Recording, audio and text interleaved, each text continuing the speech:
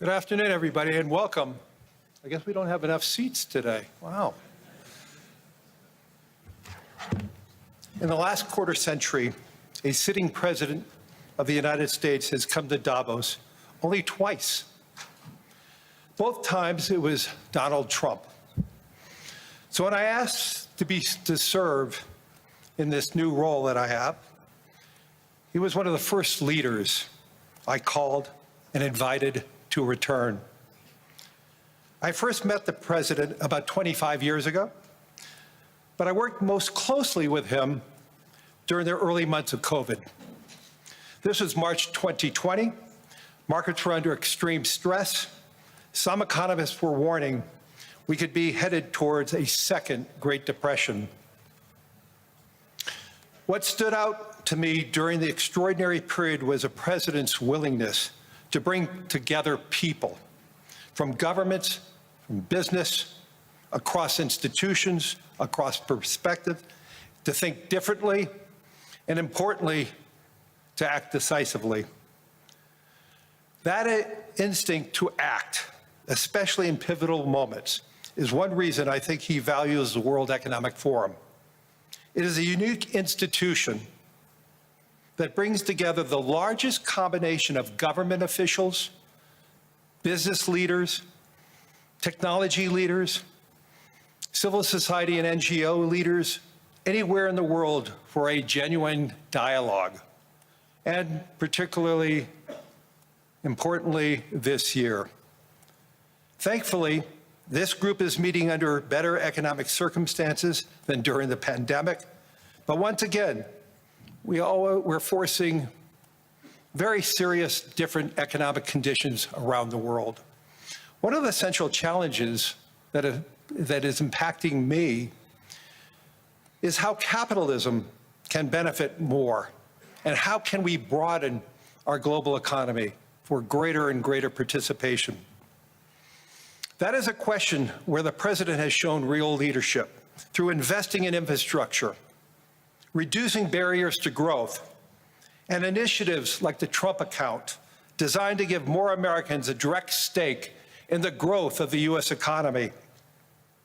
As he enters the second year of his second term, we are interested in hearing his plans for 2026 and beyond, and will no doubt create more and more conversation.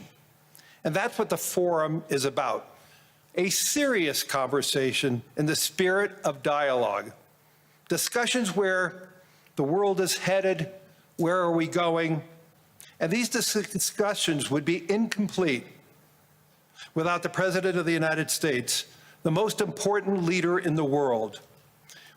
We appreciate him here, so let me introduce and welcome back to Davos the President of the United States, Donald J. Trump.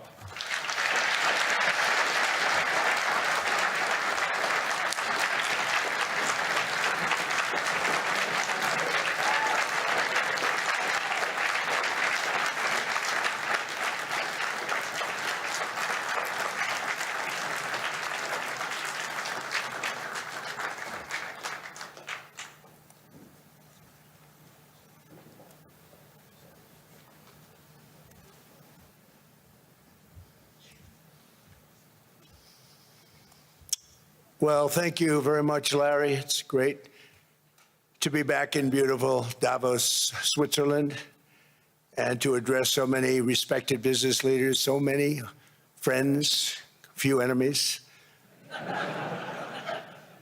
and all of the distinguished guests. It's a who's who, I will say that. I've come to this year's World Economic Forum with truly phenomenal news from America. Yesterday marked the one-year anniversary of my inauguration, and today, after 12 months back in the White House, our economy is booming, growth is exploding, productivity is surging, investment is soaring, incomes are rising, inflation has been defeated, our previously open and dangerous border is closed and virtually impenetrable. And the United States is in the midst of the fastest and most dramatic economic turnaround in our country's history.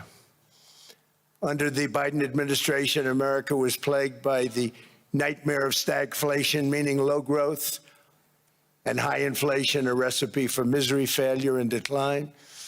But now, after just 1 year of my policies, we are witnessing the exact opposite: virtually no inflation and extraordinarily high economic growth. Growth like, I believe you'll see very shortly, our country has never seen before, perhaps no country has ever seen before. Over the past 3 months, core inflation has been just 1.6%.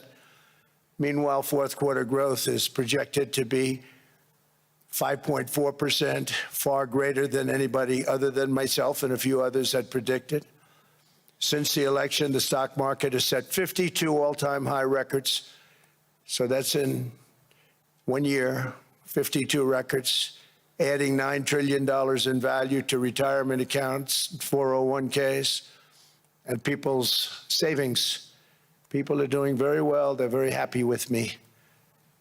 Since my inauguration, we've lifted more than 1.2 million people off of food stamps, and after 4 years in which Biden secured less than $1 trillion of new investment in our country. Think of that, 1 trillion, substantially less than that. In 4 years, we've secured commitments for a record-breaking $18 trillion, and we think when the final numbers come out, they'll be closer to $20 trillion of investment. That's never been done by any country at any time, not even close. Just over 1 year ago, under the radical left Democrats, we were a dead country. Now we are the hottest country anywhere in the world. In fact, the United States economy is on pace to grow at double the rate that was projected by the IMF just last April. And with my growth and tariff policies, it should be much higher. I really believe we can be much higher than that. And this is all great news, and it's great for all nations. The USA is the economic engine on the planet, and when America booms, the entire world booms. It's been the history. When it goes bad, it goes bad. You all follow us down, and you follow us up, and we're at a point that I don't believe we've ever been. I never thought we could do it this quickly. My biggest surprise is I thought it would take more than a year, maybe like a year and 1 month. But it's happened very quickly. This afternoon, I want to discuss how we have achieved this economic miracle, how we intend to raise living standards for our citizens to levels never seen before, and perhaps how you too and the places where you come from can do much better by following what we're doing, because certain places in Europe are not even recognizable, frankly, anymore. They're not recognizable. And we can argue about it, but there's no argument. Friends come back from different places. I don't want to insult anybody and say I don't recognize it. And that's not in a positive way. That's in a very negative way. And I love Europe, and I want to see Europe go good, but it's not heading in the right direction. In recent decades, it became conventional wisdom in Washington and European capitals that the only way to grow a modern Western economy was through ever-increasing government spending, unchecked mass migration, and endless foreign imports. The consensus was that so-called dirty jobs and heavy industry should be sent elsewhere, that affordable energy should be replaced by the Green New Scam, and that countries could be propped up by importing new and entirely different populations from faraway lands. This was the path that Sleepy Joe Biden administration and many other Western governments very foolishly followed, turning their backs on everything that makes nations rich and powerful and strong. And there's so much potential in so many nations. The result was record budget and trade deficits and a growing sovereign deficit driven by the largest wave of mass migration in human history. We've never seen anything like it. Quite frankly, many parts of our world are being destroyed before our very eyes, and the leaders don't even understand what's happening. And the ones that do understand aren't doing anything about it. Virtually all of the so-called experts predicted my plans to end this failed model would trigger a global recession and runaway inflation. but we have proven them wrong. It's actually just the opposite. In 1 year, our agenda has produced a transformation like America has not seen in over 100 years. Instead of closing down energy plants, we're opening them up. Instead of building ineffective, money-losing windmills, we're taking them down and not approving any. Instead of empowering bureaucrats, we're firing them, and they're going out and getting jobs in the private sector for 2 and 3 times what they were making in government. So they started off hating me when we fired them, and now they love me. Instead of raising taxes on domestic producers, we're lowering them and raising tariffs on foreign nations to pay for the damage that they've caused. In 12 months, we have removed over 270,000 bureaucrats from the federal payrolls, the largest single-year reduction in government employment since the end of World War II. Nobody thought that was coming, but we had no choice. To make a country great, you can't have all federal jobs. We've cut federal spending by $100 billion and slashed the federal budget deficit by 27% in the single year. It's going to go down quite a bit more from that, driving inflation way down from the record highs of the Biden administration. Every month, they went up and up and up. I promised to cut 10 old regulations for every single new regulation, but instead I've cut, actually till this point, 129 regulations for every 1 new regulation approved. So every time they come in with a new regulation, we do at least 10, but so far it's averaging out to 129, if you can believe it. In July, we passed the largest tax cuts in American history, including no tax on tips, no tax on overtime, no tax on Social Security for our great seniors. We also provided 100% expensing, that's the one they like, and bonus depreciation for all new equipment and capital investments to help companies expand and shift production to America. They are so in love with that. They build a plant, they're able to deduct it immediately, the whole thing, rather than waiting 38 to 41 years in the old days. This is a miracle taking place. Nobody thought it would ever be done by any country, but it's done by us. It was what made my first term the most successful 4-year term that we've ever had from a financial standpoint. And now we've upped it. This is a 10-year program, not a 1-year program, but you're allowed to deduct everything in 1 year. It used to be 38 to 41 years. With tariffs, we've radically reduced our ballooning trade deficit, which was the largest in world history. We were losing more than $1 trillion every single year, and it was just wasted. It was going to waste.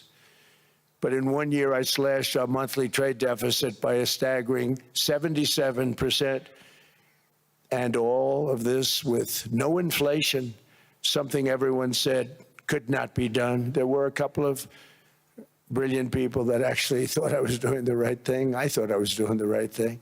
Now they all think I'm doing the right thing because they can't believe the numbers. American exports are now up by more than $150 billion. Domestic steel production is up by 300,000 tons a month, and it's doubling over the next 4 months. It's doubling and tripling, and we have steel plants being built all over the country. Nobody thought they'd see that. Factory construction is up by 41%, and that number is really going to skyrocket right now because that's during a process that they're putting in to get their approvals, and we've given very, very quick, fast approvals. In the process, we've made historic trade deals with partners covering 40% of all U.S. trade. Some of the greatest companies and countries in the world. We have countries as our partner, too. The European nations, Japan, South Korea. They're our partners. They've gone into massive deals with us, especially on oil and gas. And these agreements raise growth and cause stock markets to boom, not only in the U.S., but virtually every country that came to make a deal, because as you've learned, when the United States goes up, you follow. It's really become a staple In America, I've stopped the nation-wrecking energy policies that drive up prices while sending jobs and factories to the world's worst polluters. They are indeed polluters. Under sleepy Joe Biden, new domestic oil and gas leases fell by 95%. Think of that. And they wonder, why was gasoline going up so fast?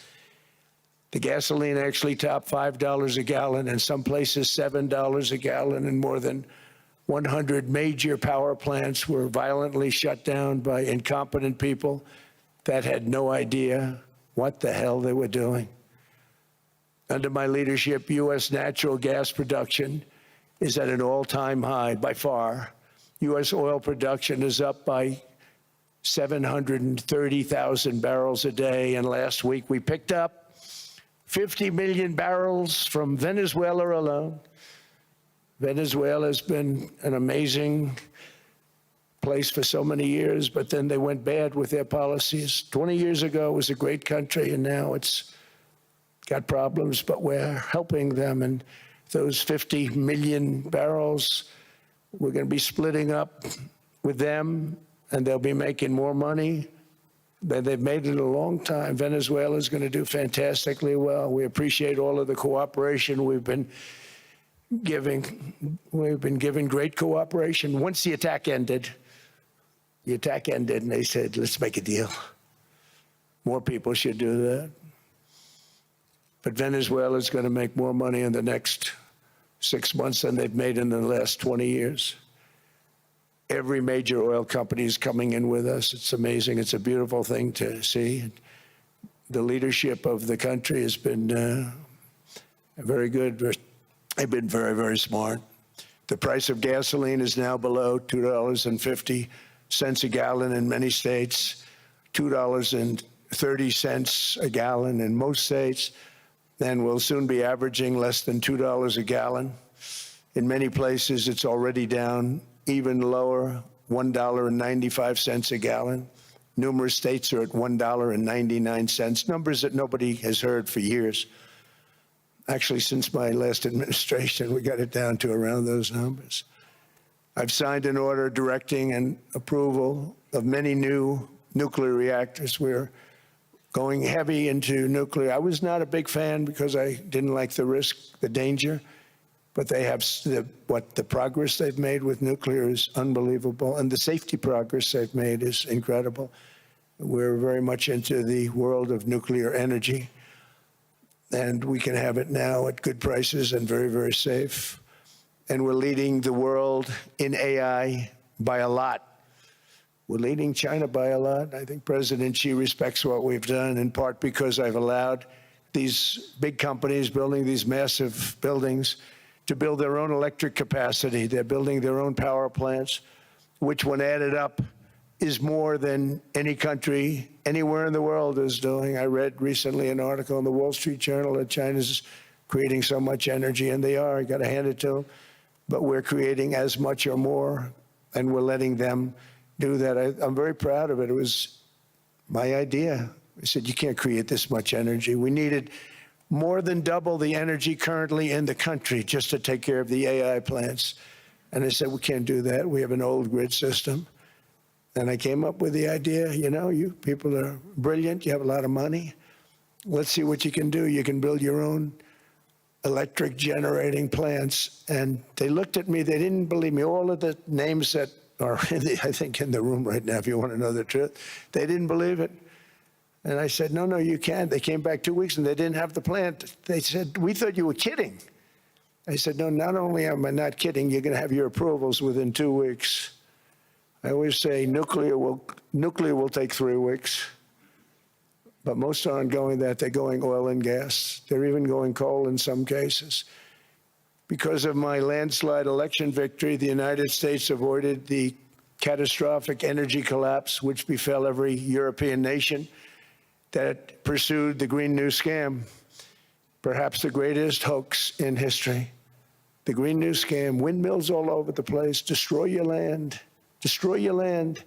Every time that goes around, you lose $1,000. You're supposed to make money with energy, not lose money. Here in Europe, we've seen the fate that the radical left tried to impose on America. They tried very hard. Germany now generates 22% less electricity than it did in 2017. And it's not the current chancellor's fault. He's solving the problem. He's going to do a great job. But what they did before he got there, I guess that's why he got there. And electricity prices are 64% higher. The United Kingdom produces just 1/3 of the total energy from all sources that it did in 1999. Think of that, 1/3.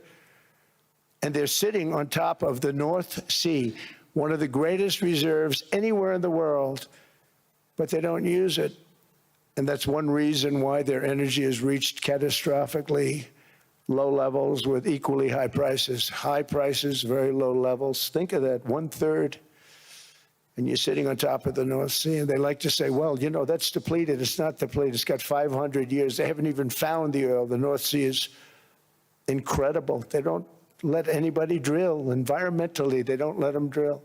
They make it impossible for the oil companies to go. They take 92% of the revenues. So the oil companies say, we can't do it. They came to see me. Is there anything you can do? I want Europe to do great. I want UK to do great. They're sitting on one of the greatest energy sources in the world, and they don't use it. In fact, their electricity prices have soared 139%. There are windmills all over Europe. There are windmills all over the place, and they are losers. One thing I've noticed is that the more windmills a country has, the more money that country loses and the worse that country is doing. China makes almost all of the windmills, and yet I haven't been able to find any wind farms in China. Did you ever think of that? It's a good way of looking at it. They're smart. China's very smart. They make them, they sell them for a fortune. They sell them to the stupid people that buy them, but they don't use them themselves. They put up a couple of big wind farms, but they don't use them. They just put them up to show people what they could look like. They don't spin. They don't do anything. They use a thing called coal, mostly. But China goes with the coal. They go with oil and gas. They're starting to look at nuclear a little bit, and they're doing just fine. They make a fortune selling the windmills, though, and I think really that's one that they wouldn't be surprised if it stopped. They are shocked that it continues to go. They're very friendly with me. They're shocked that people continue to buy those damn things. They killed the birds. They ruin your landscapes. Other than that, I think they're fabulous, by the way. Stupid people buy them.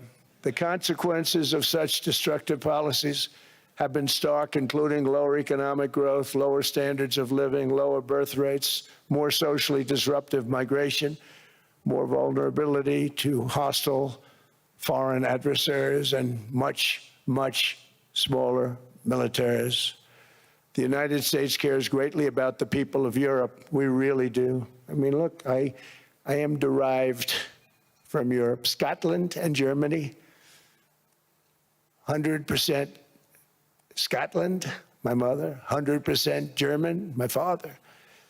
And we believe deeply in the bonds we share with Europe as a civilization. I want to see it do great.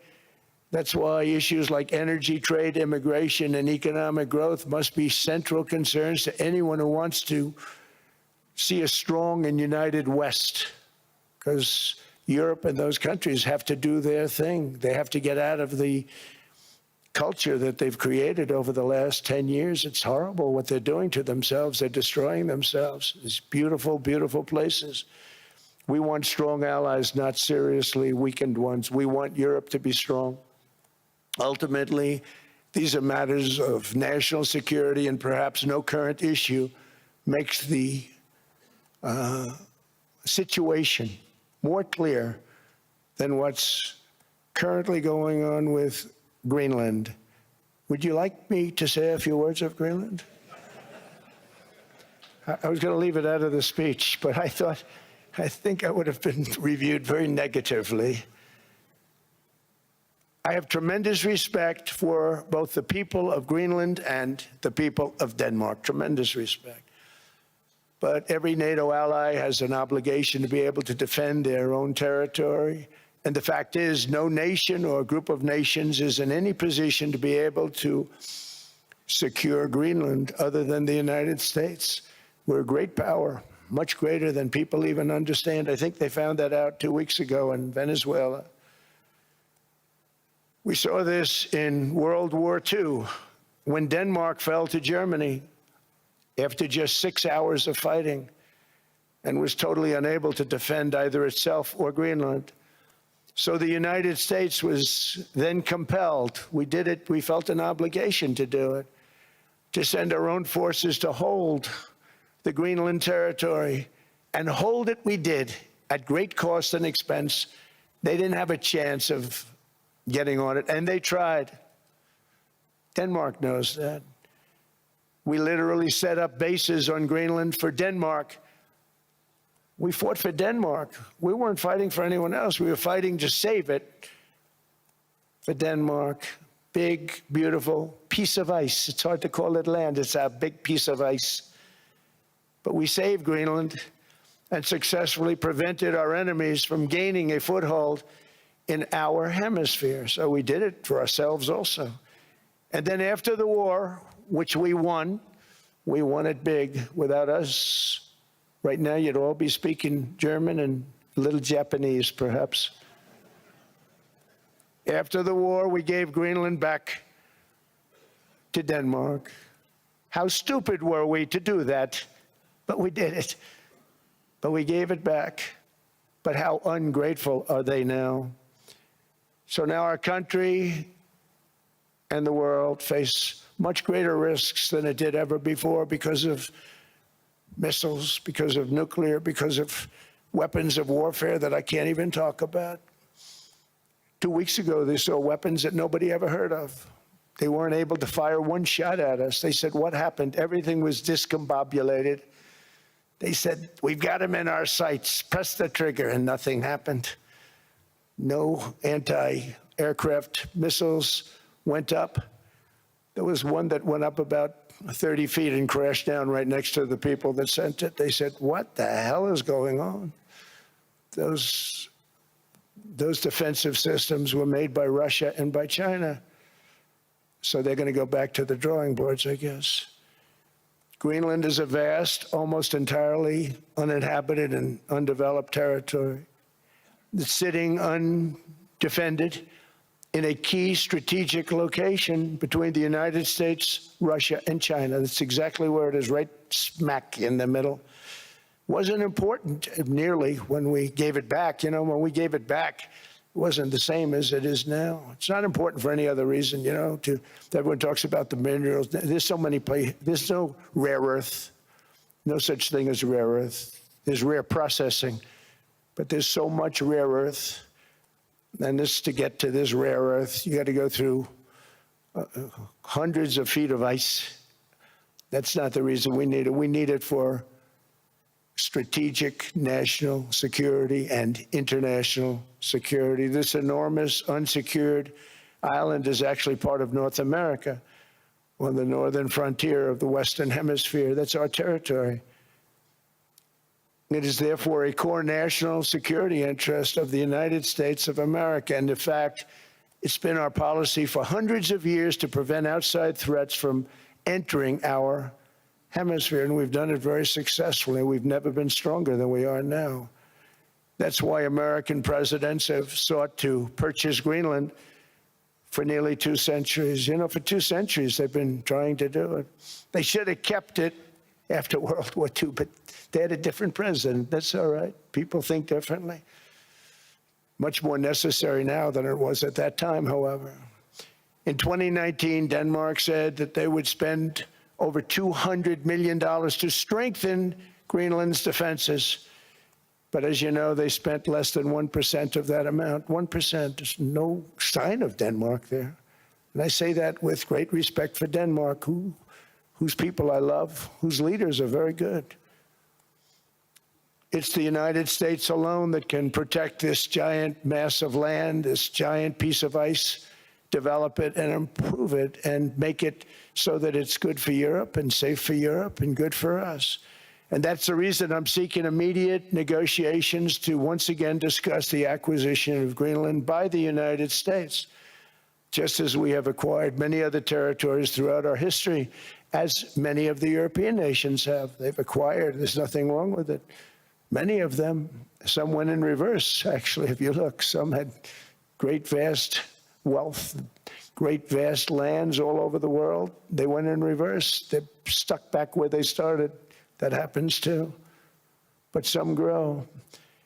But this would not be a threat to NATO. This would greatly enhance the security of the entire alliance, the NATO alliance. The United States is treated very unfairly by NATO. I want to tell you that. And when you think about it, nobody can dispute it.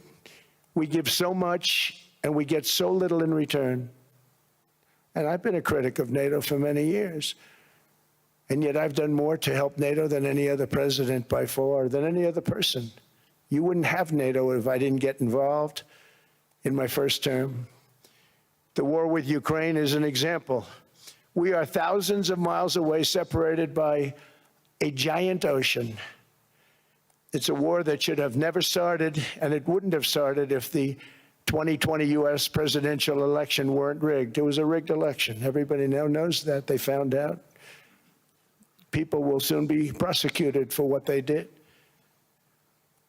It's probably breaking news, but it should be. It was a rigged election. You can't have rigged elections. You need strong borders, strong elections, and ideally a good press. I always say it. Strong borders, strong elections, free, fair elections, and a fair media. The media is terrible. It's very crooked. It's very biased, terrible.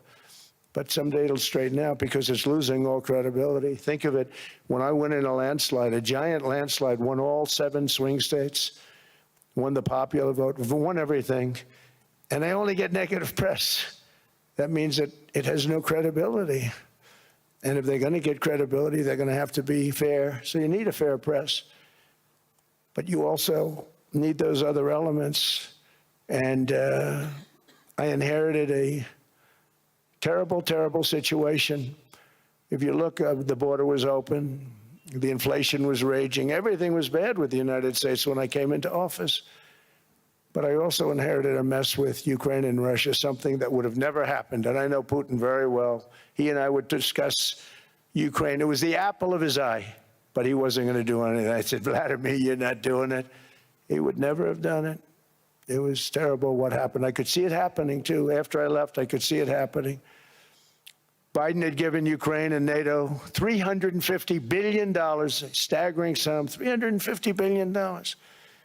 I came in, and just like the southern border, just like inflation, just like our economy, I said, wow, this place is in trouble, meaning our country. All of these things were out of control.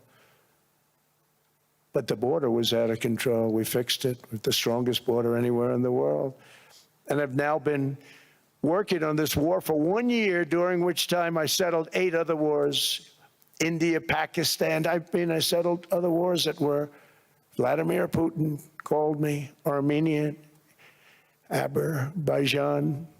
He said, I can't believe you settled that one. They were going on for 35 years. I settled it in 1 day. And President Putin called me. He said, you know, I can't believe I worked on that war for 10 years trying to settle it. I couldn't do it. I said, do me a favor, focus on settling your war. Don't worry about that one. What does the United States get out of all of this work, all of this money, other than death, destruction, and massive amounts of cash going to people who don't appreciate what we do? They don't appreciate what we do. I'm talking about NATO, I'm talking about Europe. They have to work on Ukraine. We don't. The United States is very far away. We have a big, beautiful ocean separating us. We have nothing to do with it. Until I came along, NATO was only supposed to pay 2% of GDP. But they weren't paying. Most of the countries weren't paying anything. The United States was paying for virtually 100% of NATO. And I got that stopped. I said, that's not fair. But then, more importantly, I got NATO to pay 5%, and now they were paying, and now they are paying. So something nobody said was possible. They said, we will never go up higher than 2%. But they went to 5%, and now they're paying the 5. They didn't pay the 2, and now they're paying the 5. And they're stronger for it, and they have an excellent, by the way, Secretary General, who's possibly in the room. Mark, are you here? Yes, he's here. Hello, Mark. We never asked for anything, and we never got anything. We probably won't get anything unless I decide to use excessive strength and force, where we would be, frankly, unstoppable. But I won't do that. Okay? Now everyone's saying, oh, good. That's probably the biggest statement I made, because people thought I would use force. I don't have to use force. I don't want to use force. I won't use force. All the United States is asking for is a place called Greenland, where we already had it as a trustee, but respectfully returned it back to Denmark not long ago after we defeated the Germans, the Japanese, the Italians, and others in World War II. We gave it back to them. We were a powerful force then, but we are a much more powerful force now, after I rebuilt the military in my first term and continue to do so today. We have a budget of $1.5 trillion. We're bringing back battleships. The battleship is 100 times more powerful than the great battleships you saw in World War II, those great, big, gorgeous ships, the Missouri, the Iowa, the Alabama. Because I thought maybe we could take them out of mothballs. They said, no, sir, these ships are 100, think of that, 100 times more powerful than those big, magnificent pieces of art that you saw so many times ago, that you still see on television. You say, wow, what a force. 100 times, each ship 100 times more powerful than the big battleships of the past. So that was the end of the mothball story. So what we have gotten out of NATO is nothing except to protect Europe from the Soviet Union and now Russia. I mean, we've helped them for so many years. We've never gotten anything, except we pay for NATO. And we paid for many years until I came along. We paid for, in my opinion, 100% of NATO because they weren't paying their bills. And all we're asking for is to get Greenland, including right title and ownership, because you need the ownership to defend it. You can't defend it on a lease. Number one, legally it's not defensible that way, totally. And number two, psychologically, who the hell wants to defend a license agreement or a lease, which is a large piece of ice in the middle of the ocean where if there is a war, much of the action will take place on that piece of ice. Think of it.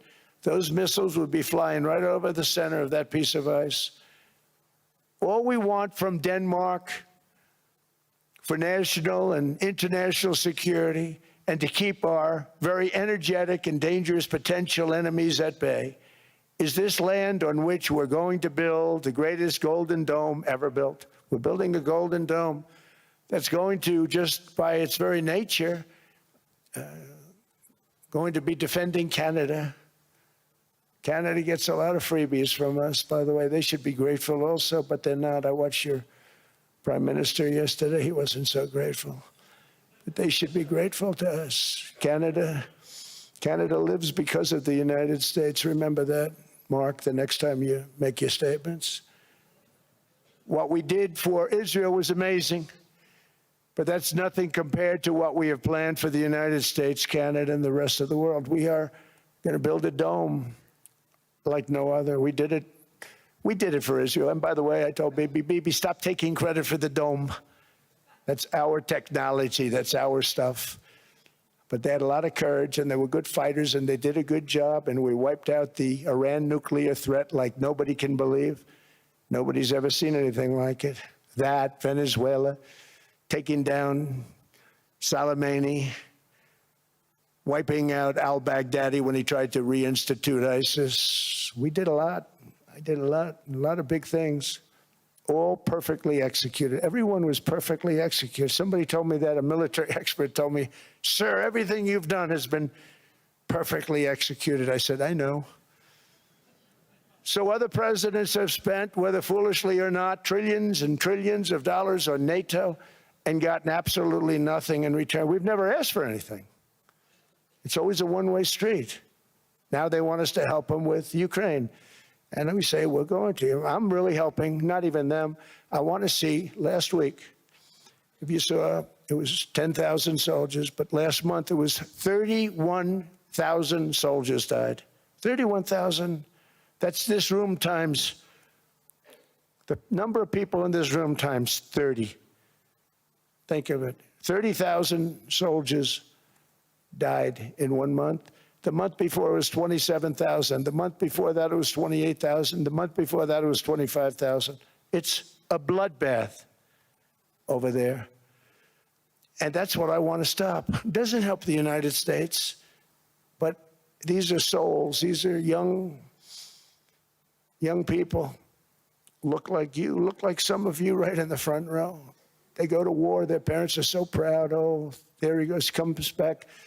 2 weeks later, they get a call, your son's head's been blown off. I want to stop it. It's a horrible war. It's the worst since World War II. They keep going, they'll exceed World War II. The numbers are staggering, how many people they've lost. They don't want to talk about it. Ukraine and Russia lost just tremendous amounts. And I'm dealing with President Putin, and he wants to make a deal, I believe. I'm dealing with President Zelensky, and I think he wants to make a deal. I'm meeting him today. He might be in the audience right now.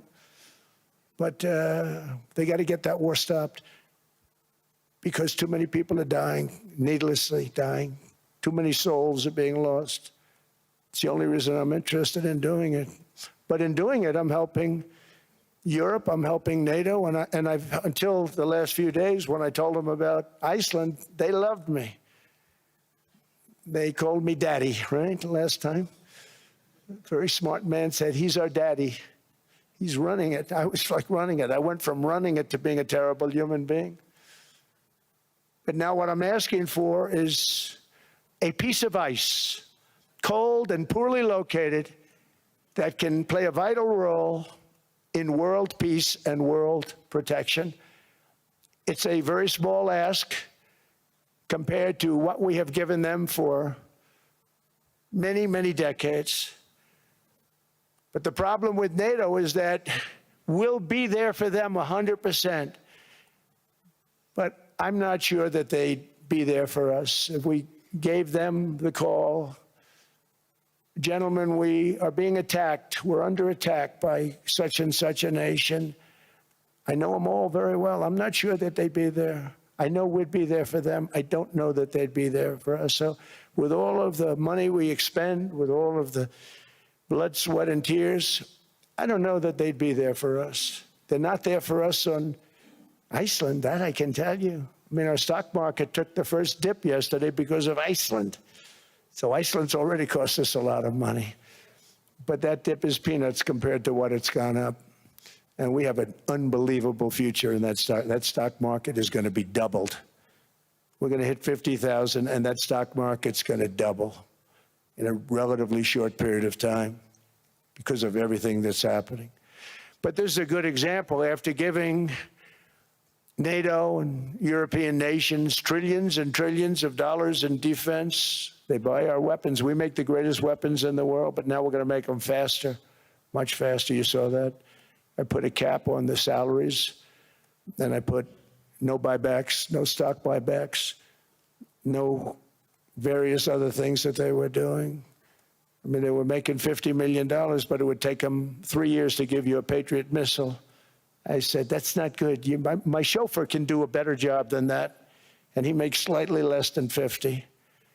They make big salaries. If they're going to make those big salaries, they're going to have to produce a lot faster. The good news is we have the greatest equipment in the world. Now we're going to start making it a lot faster. They're going to build additional plants. And all of the money that goes into stock buybacks is going to go into building plants. We're not allowing stock buybacks by defense companies any longer. They're going to build new plants to make Tomahawks, Patriots. We have the best equipment, F-35s. F-47, the new one just coming out. They say it's the most devastating plane, fighter jet ever. Who knows? They called it 47. If I don't like it, I'm going to take the 47 off it. I wonder why they called it 47. We'll have to think about that. But if I don't like it, I'm going to take that 47 off. But it's supposed to be the stage 6. It's supposed to be the first stage 6 plane, undetectable, like our B-2 bombers were undetectable. They flew right over Iran. They were undetectable. And they did their job, and they got the hell out of there. So we want a piece of ice for world protection, and they won't give it. We've never asked for anything else, and we could have kept that piece of land, and we didn't. So they have a choice. You can say yes, and we will be very appreciative, or you can say no, and we will remember.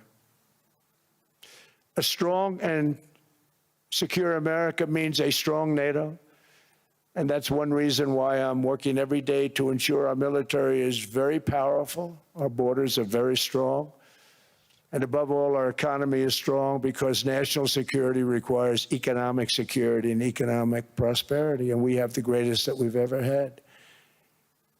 Biden and his allies destroyed our economy and gave us perhaps the worst inflation in American history. They say 48 years, I say forever, but I think 48 years is the equivalent to forever.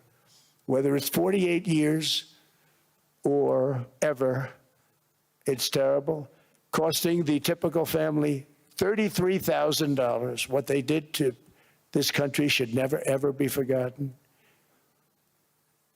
It's early, but he has to be rated as the worst president we've ever had by far. The auto pen did much of the damage. The auto pen, he was the auto pen president, because I don't believe a sane president would have ever signed the kind of things that he signed. But now grocery prices, energy prices, airfares, mortgage rates, rent, and car payments are all coming down, and they're coming down fast. We inherited a mess, but we've done a hell of a job in 12 months. Under my most favored nation policy for drug prices, the cost of prescription drugs is coming down by up to 90%, depending on the way you calculate. You could also say 5, 6, 7, 800%. There are two ways of figuring that. But we have a favored nations policy that every president wanted, no president was able to get. I got it, and other nations approved it. And I had to use tariffs in order to get it because they said, no way. In other words, a pill that costs 10% in London costs $130. Think it costs $10 in London, costs $130 in New York or in Los Angeles. And I'd say, boy, that's bad. Friends of mine would say, you know, we go to London, you can buy the stuff for nothing. We go all over the world, we can buy it for nothing. Because basically America was subsidizing every nation in the world because presidents allowed them to get away with it. It became very tough. So when I called up Emmanuel Macron, I watched him yesterday with those beautiful sunglasses. What the hell happened? But I watched him sort of be tough. But he was at $10 for a pill. And I said, Emmanuel, and I have all the big pharmaceutical companies are in total agreement. It wasn't easy, by the way. They're tough, smart. They've been getting away with the scam for a long time. But they gave it up. But they said, you'll never get the countries to approve it. I said, why is that? Because they won't. They always said, we're not paying any more. Get the rest for the United States. So over the years, they stayed the same. We just went up, up, up. And I mean, we would pay 13, 14, 15 times more than some certain countries would. So I said, no, they'll approve it 100%. Sir, you'll never get them to approve it. I said, I guarantee you. But I actually started with Emmanuel, who probably is in the room too. And I like him. I actually like him. Hard to believe, isn't it? And I said, Emmanuel, you're going to have to lift the price of that pill to $20, maybe $30. Think of that. That means it's a doubling of prescription drugs. Might be a tripling, might be a quadrupling. It's not easy. No, no, no, Donald, I will not do that. I said, yes, you will, 100%. He said, no, no, no. You're asking me to double.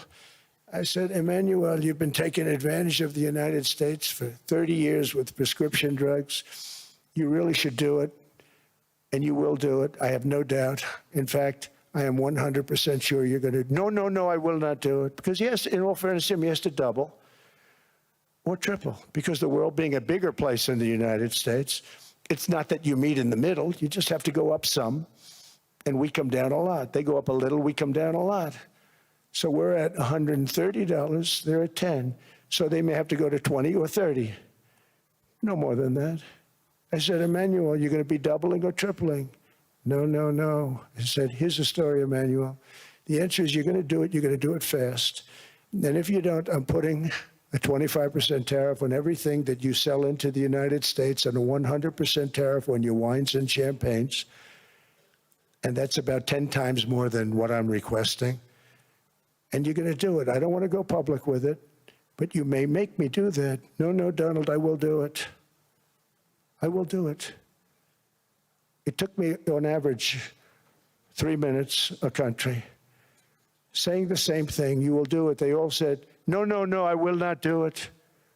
You're asking me to double the cost of prescription. I said, that's right, because you've been screwing us for 30 years. And they said, we will not do it. I said, that's all right. On Monday morning, we're putting a 25, 30, 50. I gave different numbers for different countries. This is also national security we're talking about. Not fair. We're not going to subsidize the whole world. And every one of those countries have agreed to do it. So one of the biggest things that I've done is the fact that we have now most favored nation. We will pay whatever the lowest price is in the entire world. So our drug prices are going to be coming down by staggering 90%. Again, you could say 1,000%, 2,000%. Depends on the way you want to figure it, but we'll go with the way the fake news likes it better because it sounds, can you imagine a 90% reduction sounds much worse.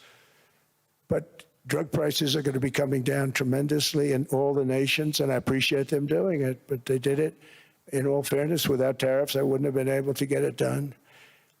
After declining $3,000 under Biden, real incomes are up in the United States by $2,000, $3,000, and even $5,000 and more.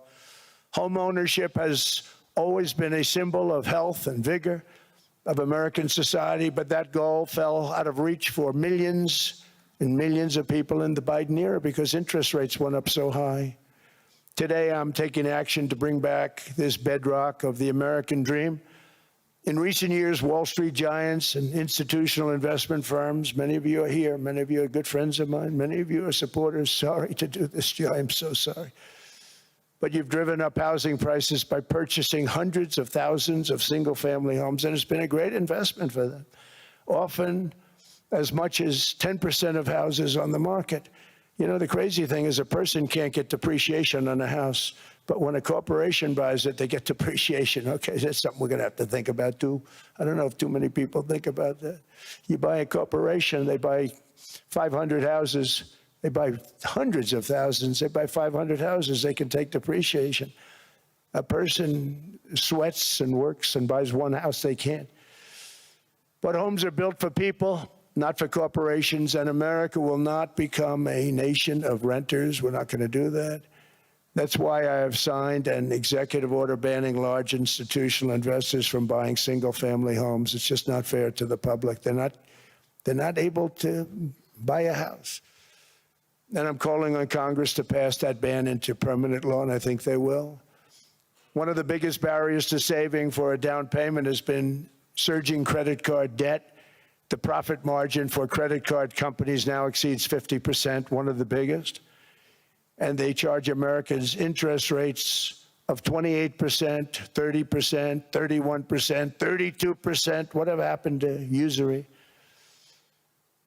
So to help our citizens recover from the Biden disaster, all caused by this horrible precedent, just horrible precedent, I'm asking Congress to cap credit card interest rates at 10% for 1 year. And this will help millions of Americans save for a home. They have no idea they're paying 28%. They go out there a little late in their payment and they end up losing their house. It's terrible. To unleash innovation in savings and financing, I'm also working to ensure America remains the crypto capital of the world. And to that end, last year, I signed the landmark Genius Act into law. Now Congress is working very hard on crypto market structure legislation, Bitcoin, all of them, which I hope to sign very soon, unlocking new pathways for Americans to reach financial freedom. And I did it for two reasons. Number one, I thought it was politically good, and it was. I got tremendous political support. But more importantly, China wanted that market too. It's just like they want the AI. And we've got that market, I think, pretty well locked up. If I didn't do it, Biden was totally against it until before the election, when they realized that, there were millions of people voting against him over crypto. And all of a sudden, they loved it very much, but it was too late. They blew it. But it is politically popular, but it's much more importantly, we have to make it so that China doesn't get the hold of it. And once they have that hold, we're not going to be able to get it back. So I'm honored to have done it. Finally, I've instructed government-backed institutions to purchase up to $200 billion in mortgage bonds to bring down interest rates. And I'll be announcing a new Fed chairman in the not-too-distant future. I think he'll do a very good job. See, I gave away some of it. He did give that away. So we have something, got something, but somebody that's very respected. They're all respected. They're all great. Everyone that I interviewed is great. Everyone could do, I think, a fantastic job. Problem is they change once they get the job. They do. They're saying everything I want to hear, and then they get the job. They're locked in for 6 years. They get the job, and all of a sudden, let's raise rates a little bit. I call them, sir, we'd rather not talk about this. It's amazing how people change once they have the job, but it's too bad. Sort of disloyalty, but they got to do what they think is right. We have a terrible chairman right now, Jerome Too Late Powell. He's always too late. And he's very late with interest rates, except before the election, he was just fine for the other side. So we're going to have somebody that's great, and we hope he does the right job. Last week, the average 30-year mortgage rate dropped below 6% for the first time in many years. Another major factor in driving up housing costs was the mass invasion of our borders. And I have to say one thing about housing, because nobody ever says this. I am very protective of people that already own a house, of which we have millions and millions and millions. And because we have had such a good run, the house values have gone up tremendously. And these people have become wealthy. They weren't wealthy. They become wealthy because of their house. And every time you make it more and more and more affordable for somebody to buy a house cheaply, you're actually hurting the value of those houses, obviously, because the one thing works in tandem with the other. And I don't want to do anything that's going to hurt the value of people that own a house, who for the first time in their lives are walking around the streets of whatever city they're in, very proud that their house is worth $500,000, $600,000, $700,000. Now, if I want to really crush the housing market, I could do that so fast and people could buy houses, but you would destroy a lot of people that already have houses. In some cases, they've mortgaged their house, and the mortgage would be very low, and all of a sudden the mortgage without any changes becomes very high, and they end up losing the house. I'm not going to hurt, and I speak with Scott, who's doing a fantastic job, and Howard, who's doing a fantastic job, and all of my people. And I always say, look, I can crush the hell out of the market. We can drop interest rates to a level, and that's one thing we do want to do. That's natural. That's good for everybody. The dropping of the interest rates, we should be paying a much lower interest rate than we are. We should be paying the lowest interest rate of any country in the world, because without the United States, you don't have a country. I mean, I had a case with Switzerland. We happened to be in Switzerland. Maybe I'll give you a quick story. But they were paying nothing. They make beautiful watches, great watches, Rolex, all of them. They were paying nothing to the United States when they sent their product in. And we had a $41 billion deficit, $41 billion with this beautiful place. Flew over it, isn't it nice? So I said, let's put a 30% tariff on them so that we get back some of it, not all of it at all. We'd still have a deficit, big deficit. We had 41 million. That's a big deficit. And I said, let's put a tariff on. Different tariffs, different places. You're all party to them. In some cases, victims to them. But in the end, it's a fair thing. And most of you realize that. But we put a 30% tariff on Switzerland, and all hell broke loose. They were calling, I mean, like you wouldn't believe. And I know so many people from Switzerland, incredible place, incredible, brilliant place. But I didn't realize that they're only good because of us. And there's so many other examples. I mean, us, probably other places, but a majority of the money they make is because of us, because we never charged them anything. So they come in, they sell their watches, no tariffs, no nothing. They walk away, they make $41 billion on just us. So I said, no, we can't do that. So I'm going to bring it up. I still would have a deficit pretty substantial, but I brought it up to 30%. And I guess Prime Minister, I don't think President, I think Prime Minister called a woman, and she was very repetitive. She said, no, no, no, you cannot do that, 30%. You cannot do that. We are a small, small country. I said, yeah, but you have a big, big deficit. You may be small, but you have a bigger deficit than big countries. He said, no, no, no, please, you cannot do it. Kept saying the same thing over and over. We are a small country.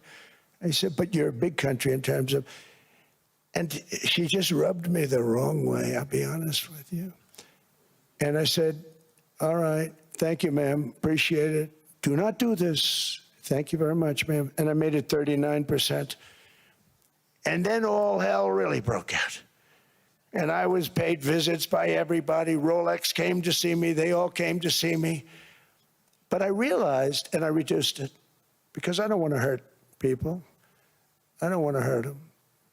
And we brought it down to a, lower level. Doesn't mean it's not going up, but we brought it down to a lower level. But they pay now, tariff. But I realized that we have many places like that where they're making a fortune because of the United States. Without the United States, they wouldn't be making anything. Think of it. Switzerland made $41 billion on us. And as she said, it's a small place. And I realized with that, I don't know, it was so, because she was so aggressive. And I realized in that conversation that the United States is keeping the whole world afloat. Many places, I could give you 6, 7 places just in the people in this little area. I know every one of them. They're sort of, they're looking down. They don't want to see me. They don't want to stare me in the eyes. But they're taking advantage of, everybody took advantage of the United States. But I've been very fair, and I gave them a tariff, and it was fine. But I realized that without us, it's not Switzerland anymore. Without us, it's not any of the countries that are represented here. And we want to work with the countries. We want to work with them. We're not looking to destroy them. I could have said 39, 40%. I could have said I want a 70% tariff, then we make money with Switzerland. But Switzerland would have been probably destroyed, financially destroyed. I don't want to do that. But we should be paying the lowest interest rate of everybody. I hope Scott's listening to this, because we should be paying the lowest interest rate of everybody. Without us, most of the countries don't even work. And then you have the protection factor. Without our military, which is the greatest in the world by far, without our military, you have threats that you wouldn't believe. You wouldn't believe. You don't have threats because of us, and that's because of NATO. One other thing, and I have to say it so importantly, in the old days, and I used to say I'm the youngest in the room. Now I'm among the older. I hate to say it. I don't feel old, but I'm among the older. But I remember not long ago, 20, 25 years ago, when good news came out about, let's say, the United States. The United States had a great quarter. The United States had a great month. All the stocks went up. And that's the way it's supposed to be. Now when they say the United States had a record quarter, it's unbelievable how well it's doing, all the stocks crash because they say, oh no, inflation, inflation, they're going to raise interest rates. And they do. Some of these stupid people like Powell, they raise interest rates. And what they do is they stop you from being successful. It used to be when we had a great quarter, a great month, great earnings, great anything, any good news, the stock market went up. That's the way it's going to be. We got to do that again because that's the way it should be. Now when we have a great month, they want to kill it. Like we did over 5%. People were surprised. We should do 20%. We could do 25%. When we announce good numbers, and the reason is they're so petrified of inflation. And growth doesn't mean inflation. We've had tremendous growth with very low inflation. In fact, growth can fight inflation, proper growth. So we want to get back to the days when we announce great numbers, because we're going to be announcing phenomenal. You know, all these factories that are being built at record, thousands of businesses are being built right now. Remember, $18 trillion is invested. I think the second number is 3. And that was China many years ago. Investments in the country from outside. 18 trillion, nobody's ever seen. And that's money coming in and building things, factories. Thousands of businesses are being built, thousands. Hundreds of big factories, car plants are moving back to the United States. They're coming in from Canada, they're coming in from Mexico, from Japan. Japan's coming in and building plants here in order to avoid tariffs. They're coming in from China. They're coming in from all over the world. We have more plants being built now, car plants, than we've ever had built, even in the heyday from the 1940s and 50s. And they're bigger. They don't use renovations anymore where they take an old plant, they rip it down, they build a brand new plant, super modern plant.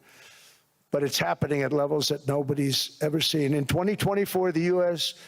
built less than 2 million new homes, but Biden admitted more than 8 million new migrants. And those days are over. In 2025, for the first time in 50 years, the United States had reverse migration. Boy, that was nice. And these were criminals that were being taken out of our country because they allowed people to come into our country from jails, from gangs, drug dealers, murderers. 11,888 murderers. We've gotten most of them out. And then ICE gets beat up by stupid people from leadership in Minnesota. We actually are helping Minnesota so much, but they don't appreciate it. Most places do. You know, Washington, D.C. is the safest place now in the United States. It was a very dangerous place to walk, and now you can walk with your wife, your kids, right through the middle of the city. Right now, Washington, D.C. is as safe as it gets. It was one of the most unsafe, I had to admit. We sent in the military, the National Guard. Within 2 months, it was great. Within 3 months, it's like a really great place and a safe place and a beautiful place. It's even been cleaned up. The graffiti's gone. The fences are gone. We don't have to worry about fences anymore.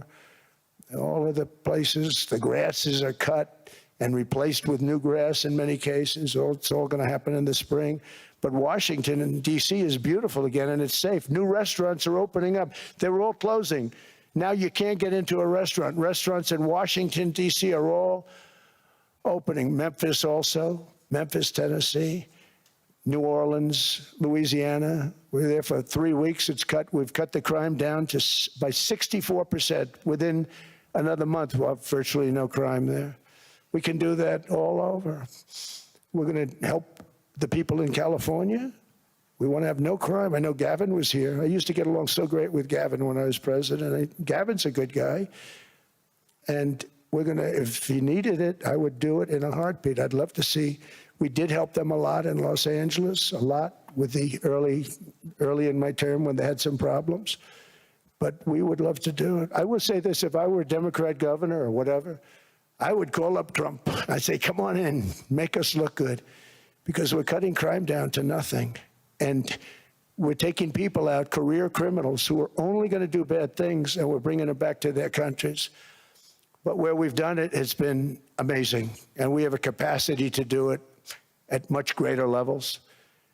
We're cutting illegal aliens off welfare and other government benefits, and I have directed that starting immediately, there will be no more payments to sanctuary cities because they are really just sanctuaries for criminals. They're really protecting criminals, and those are the ones we have to get out of the country: murderers, drug dealers, the mentally insane. They emptied their mental institutions into the United States. And despite that, we have the lowest crime numbers that we've ever had in the history of the country. Just came out. But equally importantly, we're cracking down on more than $19 billion in fraud that was stolen by Somalian bandits. Can you believe that Somalia? They turned out to be higher IQ than we thought. I always say these are low IQ people. How did they go into Minnesota and steal all that money? And we have, you know, they're pirates, they're good pirates, right? But we shoot them out of the water just like we shoot the drug boats out. They're not pirating too many boats lately, do you notice? When they go out into those boats, they want to take over $1.5 billion tanker loaded up with oil, and they say, we're going to blow up your boat. They have powerful weapons. You hit the side of the boat, you blow the whole thing up. The insurance companies are petrified, so they say, just give them the boat, we'll give them money instead. And I don't do that. We blow them right the hell out of the water. We see them going out, we blow them out of the water. We don't have any pirates so much anymore. If we do, they won't be there long. We've cut down with the hitting of the boats that are loaded up with drugs, including submarines. Can you believe they actually buy small, they call mini subs, very fast. They're meant for drugs. We've knocked out 2 of them. The Democrats say they were fishing. You have ruined somebody's fishing weekend, I would say. A submarine is not a fishing boat. You don't fish. But we've knocked down drugs by water, the oceans, the sea, by 97.2%. Think of that. And I actually say, who the hell are the 3%? Because I would not want to be piloting one of those boats. We knocked them down, and now we're going to start on land. We're going to knock it all out. The land is the easy part. What we did on sea is incredible, and that's our great military. The situation in Minnesota reminds us that the West cannot mass import foreign cultures which have failed to ever build a successful society of their own. I mean, we're taking people from Somalia, and Somalia is a failed, it's not a nation. Got no government, got no police, got no military, got no nothing. And then we have this fake congressperson who they just reported is worth $30 million. You believe this? Ilhan Omar, talking about the Constitution that provides me.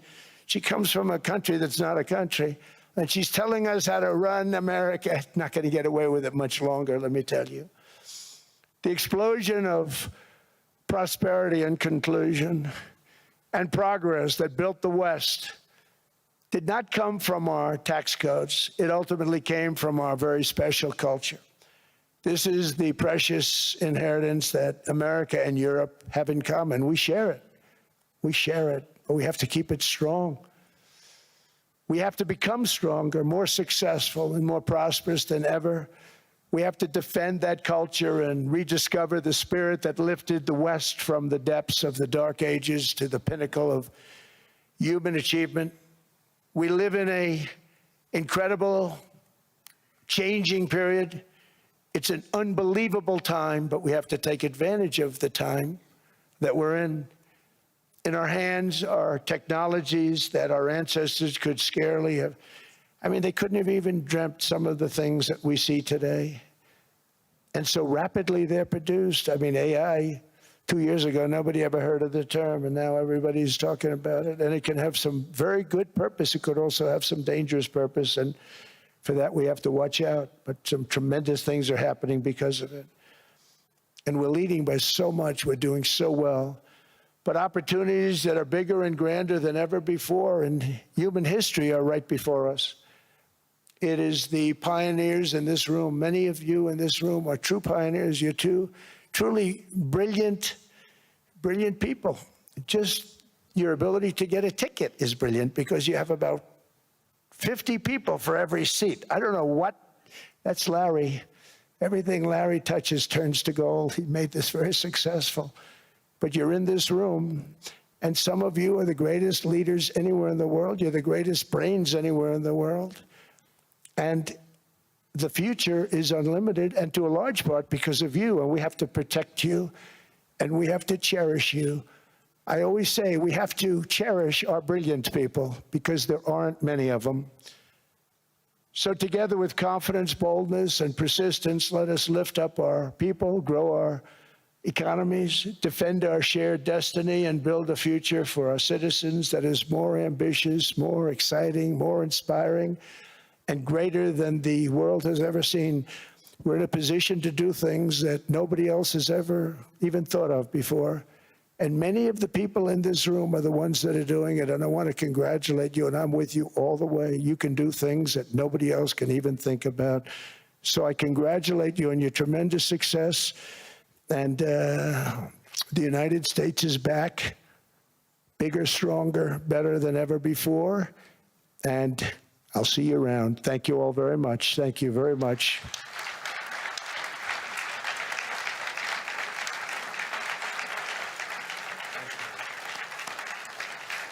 Thank you.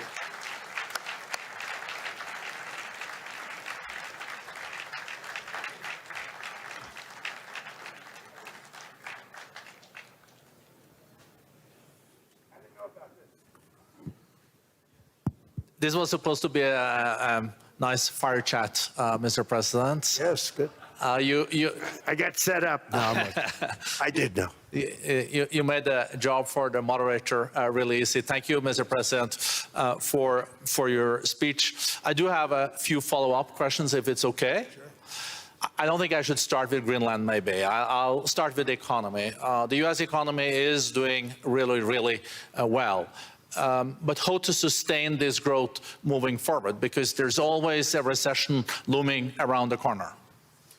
Well, you know, the one thing about economies and recessions is sometimes you get hit unexpectedly and there's nothing you can do about it. All brilliant people, but there's nothing. One example was COVID.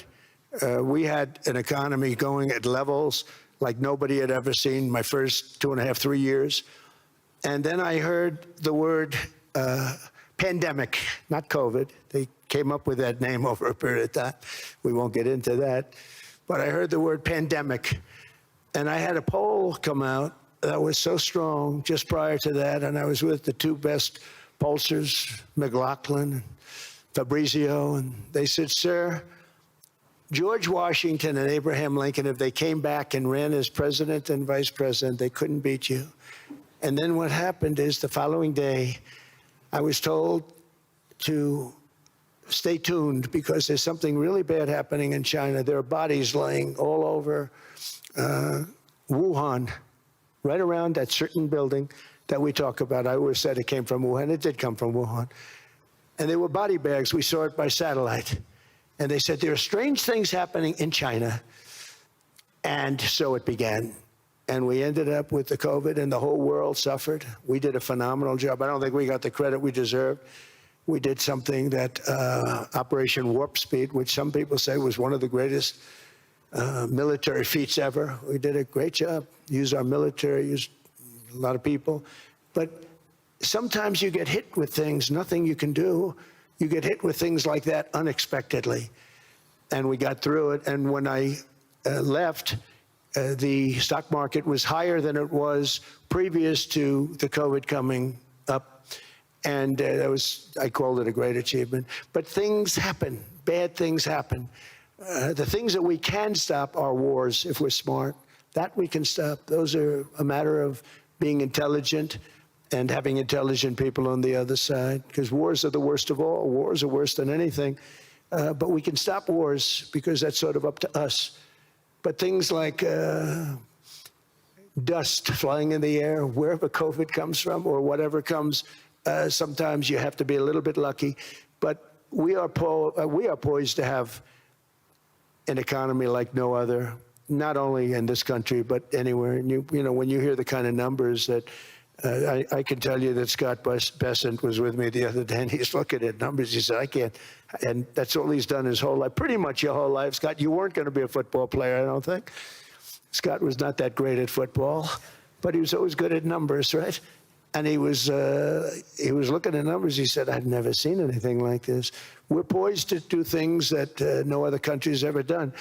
And, you know, luck, I hate to say it, but we need a little luck. We don't want to get hit by something that nobody could have thought. Whoever thought we were going to hit by a pandemic? You know, when I heard the word pandemic, I said, oh, that's an ancient problem. World War I, they lost 100 million people. It actually ended World War I. A lot of people don't know.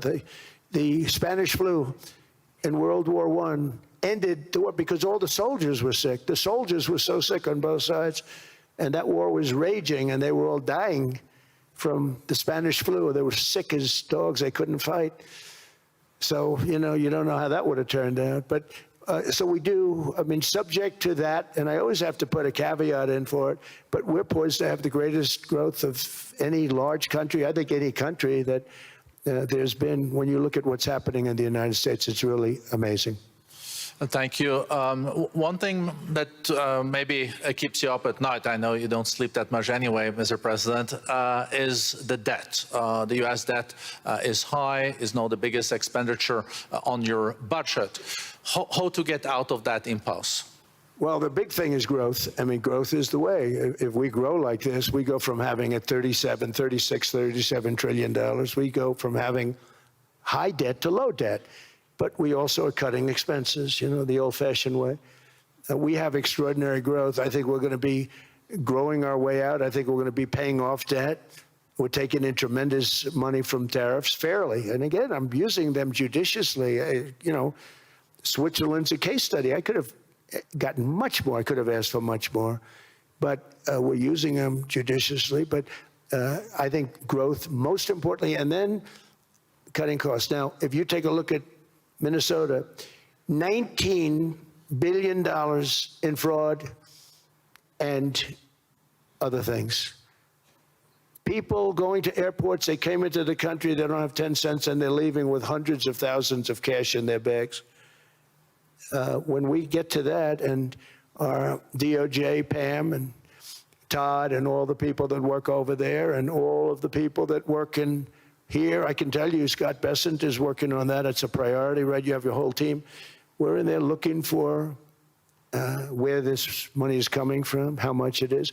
It could be more than $19 billion. Can you believe that? That's just one state. If we were able to cut out 50% of the fraud, 50%, and we should be able to do better than that, we would have a balanced budget without having to talk about even growth. So we have a lot of options, but we're working very hard on that. That's a big deal. It's not just the protests, the fake protests done by agitators and, you know, professional insurrectionists. That's what they are. They're professional troublemakers. But we are looking very strong at the money too in Minnesota and other places. I think, Mr. President, also the $500 billion invested in artificial intelligence and the frontier technologies last year also were driving growth exponentially in the U.S. Well, AI has been a big factor. AI is massive.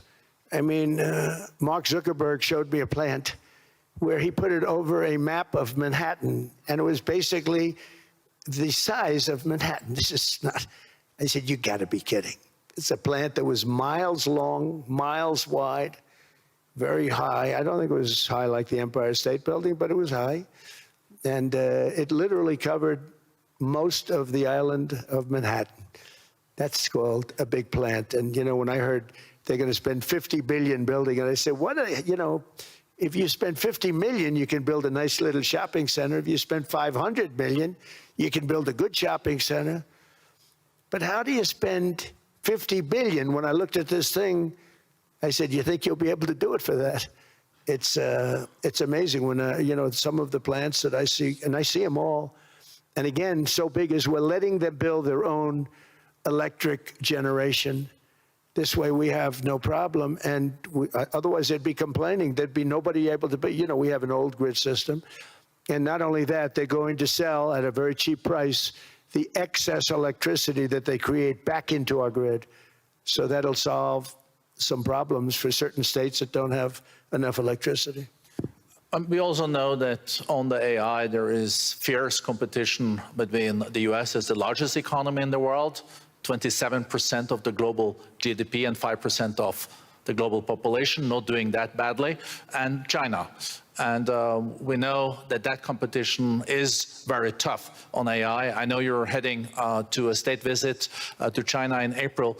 How do you see the US-China relationship moving forward? Are you able to combine this tough competition with also collaboration? So I've always had a very good relationship with President Xi and with President Putin. Talk about, you know, the larger powers. But I've always had a very good relationship with President Xi of China. He's an incredible man. What he's done is amazing. He's highly respected by everybody. And I do now. I mean, now I have good. It was very severely interrupted by COVID. I used to call it the China virus, but he said, do you think you could use a different name? And I decided to do that because why should we have a problem over that? But I would do that, and they were. You're a true diplomat, huh? I became a diplomat for the first time. Well, you know who taught me that? Marco Rubio. Marco Rubio. He said, let me teach you about diplomacy.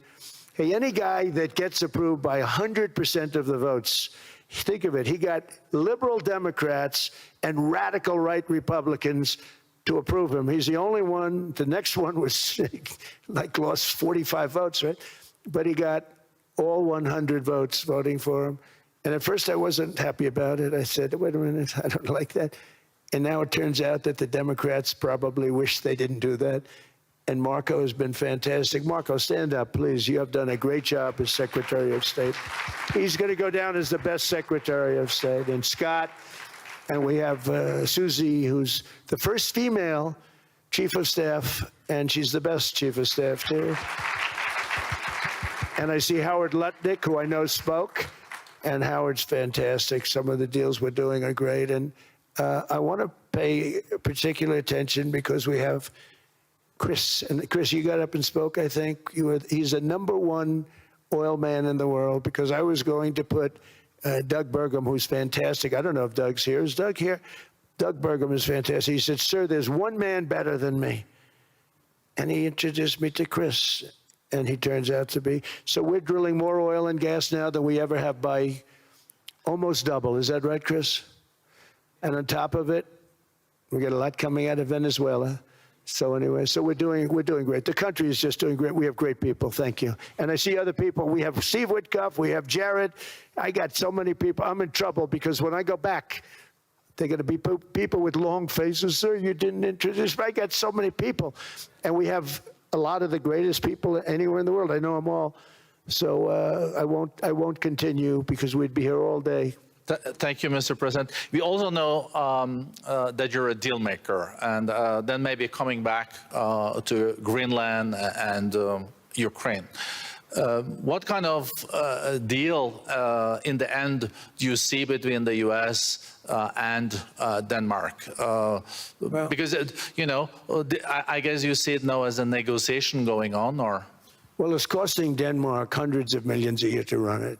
And Denmark's a small country and wonderful people. But, you know, it's very expensive. It's a very big piece of ice. And it's very important. I mean, I don't want to repeat the speech, but it's very important that we use that for national and international security.